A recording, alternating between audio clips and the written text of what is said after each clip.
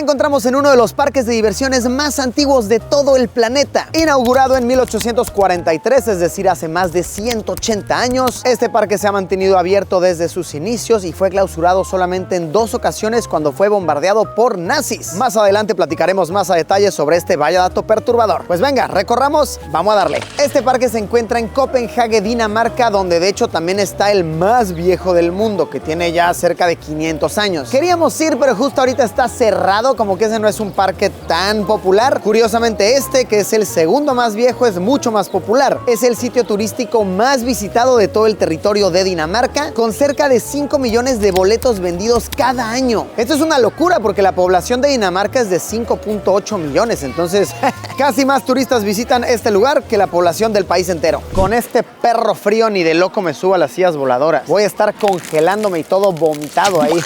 Sí se siente muy antiguo, pero muy bien cuidado, como que todo es de madera, las estructuras son casi todas las mismitas que eran originalmente. Sí, entiendo por qué es tan popular. ¡Holo Borgo! Acá me puedo ganar un chocolate, pero gigante. Ni el mismísimo Luisillo el Gordillo podría acabarse todo eso. Vamos a jugar, ya se me antojó. Pensé que estaba más emocionante el juego. Simplemente tengo que escoger un número y ver si le atino. Ok, este es el que escogí. Venga, ahí vamos, con suerte. Me llevaré el chocolate a casa. No. Menuda decepción. Chocolate gigante, no te irás a casa conmigo. Ah, por cierto, este parque se llama Tivoli. Creo que no lo había mencionado. De hecho, este parque tiene una de las montañas rusas más antiguas del mundo y creo que es la más vieja, que sigue corriendo, sigue funcionando con su estructura original. Nos dejaron entrar a ver el funcionamiento, ¿no? Como es tras bambalinas y wow, es fascinante. De verdad, todo es de madera. Los carritos están construidos con roble y lo que me voló la cabeza es que hay una persona a bordo cuyo trabajo es frenar la montaña rusa. Es decir, que la mayoría del funcionamiento es completamente mecánico. El único jalón por un motor que se necesita es para la subida y ya de ahí todo es física, todo es con la fuerza de la caída. Por eso es que el trabajo de la persona que frena tiene que ser tan cauteloso, tan específico. Y ves al carnal a bordo de verdad muy tranquilito, así como, como si nada, sin cinturón. Incluso resulta muy extraño pensar que hasta recientemente no era obligatorio usar un tubo de protección, un cinturón de seguridad, porque la física impide que realmente pueda salir volando el carrito y tampoco está tan extrema. Ah, por cierto, está chistoso que los trabajadores de la montaña tienen una pared llena de gorras de gente que las ha perdido, su sala de trofeo. Y también tienen una foto de la reina de Dinamarca que vino el año pasado, ya viejilla, véanla qué feliz. Así es, ¿sabían que hay realeza todavía en Dinamarca? Muy curioso. ¡Vamos a subirnos!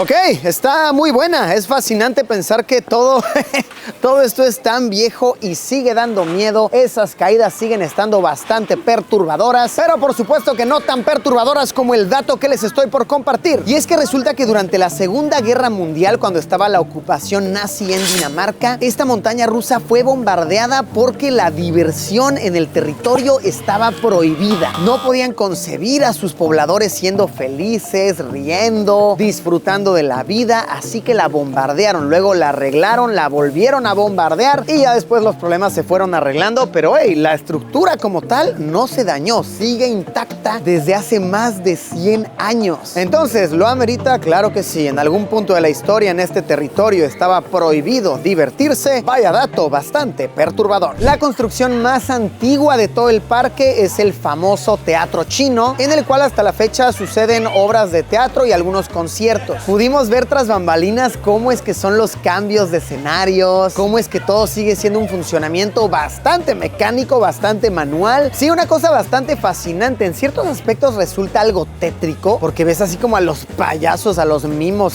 No quiero que ese carnal se me aparezca en la noche. Y sí, ese teatro solamente abre por temporadas. Ahorita no podemos ir a ver un show. Sin duda, la temporada más bonita para visitar es esta, la navideña. Tienen lucecitas por todos lados, arbolitos, pistas de patinaje y de noche se ve también muy agradable. Eso sí, un perro frío, pero nada que un buen vinito caliente no te pueda quitar.